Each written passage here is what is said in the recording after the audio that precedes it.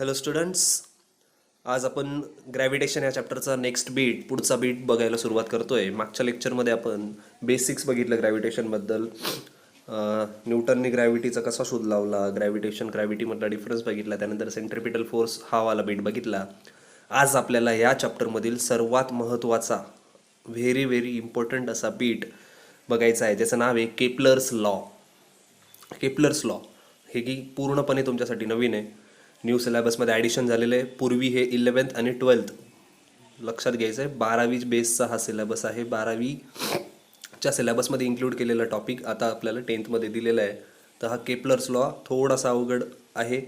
जर व्यवस्थित समजून घेतलं तर अतिशय सोपा देखील आहे. तर 3 लॉ आपल्याला बघायचे आहेत केपलरबद्दल. परंतु हे बीट सुरू करण्याआधी नेमकं केपलर काय? केपलर, जोहानस केपलर नावाचा एक सायंटिस्ट होता, ज्याने की काही ऑब्झर्वेशन केले प्लॅनेटरी मोशन्सबद्दल. आपल्याला माहिती आहे की वरती ज्या काही मुवमेंट होतात त्या आपल्याला उघड्या डोळ्याने दिसतात का? नाही. गॅलिलिओ नावाचा एक सायंटिस्ट आला, त्याने टेलिस्कोपचा शोध लावला हे आपल्याला माहिती आहे. आणि टेलिस्कोप आल्यानंतर आपण अंतराळातील गोष्टींचा अभ्यास करायला सुरुवात केली होती. Astronomers have started their study after once Galileo invented the telescope. So Johannes Kepler is one of them who studied the all the universe and after that he put forth his theory named as Kepler's law. त्यांनी सगळ्या युनिवर्सचा अभ्यास केला, त्यांनी वरती प्लॅनेट्सचा अभ्यास केला, planetary मोशनचा अभ्यास केला आणि एक थेरी मांडली. ती थेरी काय सांगते आपल्याला? 3 लॉ त्यांनी मांडले. त्यापैकी पहिला लॉ आज आपल्याला बघायचा आहे, ज्याचं नाव आहे केपलर्स फर्स्ट लॉ. हे समजून घेण्याआधी एक डायग्राम दिसते तुमच्यासमोर, ते बघायचं आहे. त्यांनी सांगितलं काय ते बघूया आपण. The orbit of a planet is an ellipse with the sun at one of the foci. The orbit of a planet, orbit म्हणजे काय? ऑर्बिट म्हणजे काय? प्लॅनेट जो काय रोटेट होतोय एका ग्रहाभोवती. आता इमेजमध्ये दिसतंय की प्लॅनेट रोटेट होतोय सन भोवती. रोटेट होताना तो जो काही सर्क्युलर पाथ कंप्लीट करतो त्याला आपण काय म्हणतो? ऑर्बिट. म्हणजे ए नावाचा प्लॅनेट होता, एस नावाच्या सन भोवती तो काय फिरतोय. फिरत असताना त्यांनी जी कंप्लीट केलेली एक कक्षा म्हणजे त्याला काय म्हणणार आपण? ऑर्बिट. मग त्याचं काय म्हणणं आहे, जे काही ऑर्बिट असतं ते एक्झॅक्टली सर्क्युलर शेपमध्ये नसून ते एका इलिप्टिकल शेपमध्ये, इलिप्स म्हणजे काय? अंडाकृती आकारामध्ये आहे.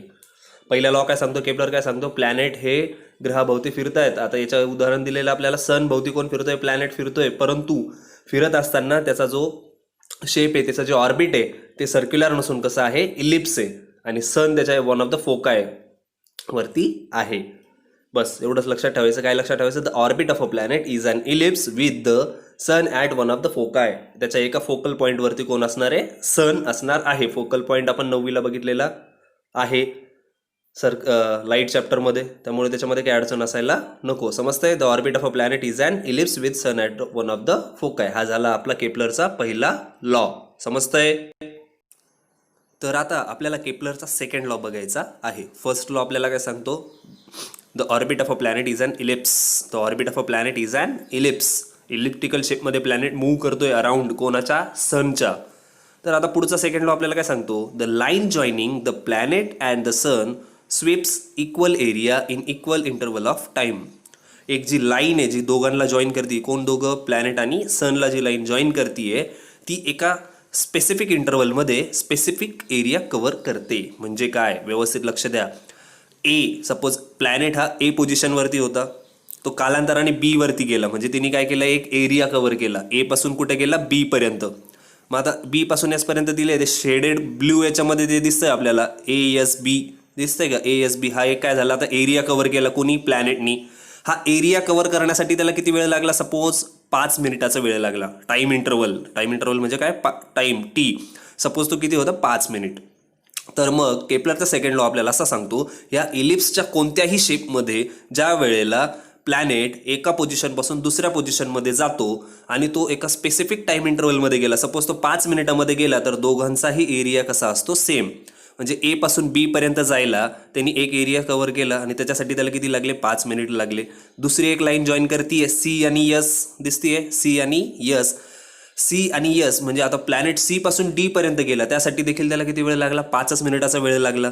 तर मग 5 मिनिटा वेळमध्ये ज्या वेळेला ए पासून बी पर्यंत जेवढा एरिया कव्हर झाला, सपोज तो झाला होता किती? 5 मीटर कव्हर झाला होता. 5 मिनिटामध्ये 5 मीटर एरिया कव्हर केला कोणी? ए पासून बी पर्यंत. तर केपलर काय सांगतो? तो सी पासून डी पर्यंत जाताना 5 मिनिटामध्ये देखील किती एरिया कव्हर करणार? 5च मीटर करणार. म्हणजेच एका स्पेसिफिक इंटरवलमध्ये स्पेसिफिक एरिया कव्हर करणार. The line joining the planet and the sun sweeps equal area in equal interval of time. A पासून बी पर्यंत एरिया होता A1, एरिया काय होता A1, बरोबर. सी पासून डी पर्यंत तो गेला, त्यावेळेला एरिया किती आला A2. जर दोघांचाही वेळ 5-5 मिनिटं असेल तर A1 इज इक्वल टू काय येईल A2. That's it. कळालं काय?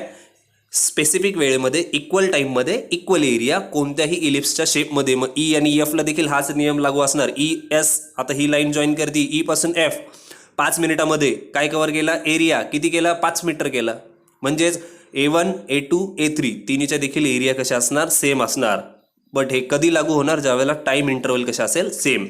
म्हणजे ए पासून बी पर्यंत 5 मिनिटामध्ये 5 मीटर, सी पासून डी पर्यंत 5 मिनिटामध्ये 5 मीटर आणि ई पासून एफ पर्यंत 5 मिनिटामध्ये 5 मीटरच असणार. म्हणजे ज्या ज्या वेळेला टाइम सेम असणार त्या त्या वेळेला एरिया पण कसा असणार सेम. 5 मिनिटामध्ये 5 मीटर म्हणजेच इक्वल टाईममध्ये इक्वल एरिया काय करणार प्लॅनेट स्वीप करणार म्हणजे कव्हर करणार सनच्या अराउंडला. दॅट्स. तर आता आपल्याला केपलरचा थर्ड लॉ म्हणजे सगळ्यात शेवटचा लॉ बघायचा आहे, जो की आपल्याला काय सांगतो बघायचं आहे. थोडासा कॉम्प्लिकेटेड आहे बट व्यवस्थित लक्ष देऊया आपण त्याला थोडं सोपं करून शॉर्टकटमध्ये लक्षात ठेवण्यासाठी प्रयत्न करू. केपलरचा थर्ड लॉ पहिले आपण डेफिनेशन बघू, पहिले आपण लॉ बघूया. The square of its period of revolution around the sun is directly proportional to the cube of the mean distance of a planet from the sun. काय सांगतोय आपल्याला Kepler? The square of its period of revolution. Period of revolution म्हणजे काय? Period म्हणजे काय time. त्याचा काय घ्यायचं आपल्याला स्क्वेअर.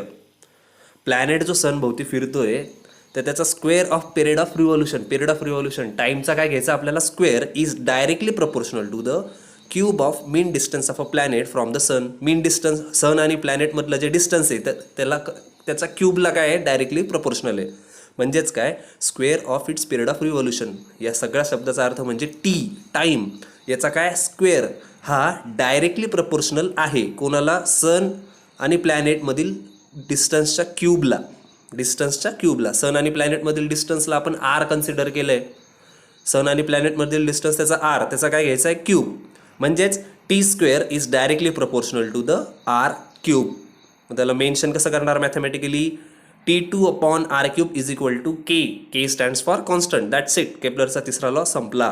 काय सांगतो आपल्याला? Square of its period of revolution. प्लॅनेटचं जे पिरियड ऑफ रिव्हॉल्युशन आहे त्याचा काय घ्यायचा आपल्याला स्क्वेअर म्हणजे टाईमचा काय घ्यायचा स्क्वेअर. हे डायरेक्टली प्रपोर्शनल असणार. कोणाला डायरेक्टली प्रपोर्शनल असणार आहे? हे सन आणि प्लॅनेटमधील क्यूब मीन डिस्टन्सच्या क्यूबला. म्हणजे सन आणि प्लॅनेटमधील जे काही डिस्टन्स आहे त्या डिस्टन्सला आपण R कन्सिडर करतोय त्याच्या क्यूबला डायरेक्टली प्रपोर्शनल असणार आहे. म्हणजेच T square is directly proportional to R³. T2/R³ is equal to K stands for constant. एवढंच लक्षात ठेवायचं आहे.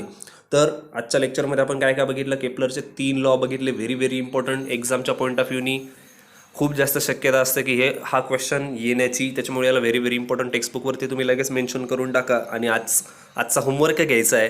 तिन्हीच्या तिन्ही केपलरचे लॉ जे ते तुम्हाला मेन्शन करायचे लिहायचे आहेत. एक डायग्राम काढायची आणि तिन्ही लॉ तुम्हाला लगेच लिहून काढायचे आहेत आणि लर्न करायचे आहेत, पाठ करायचे आहेत इमिजिएटली.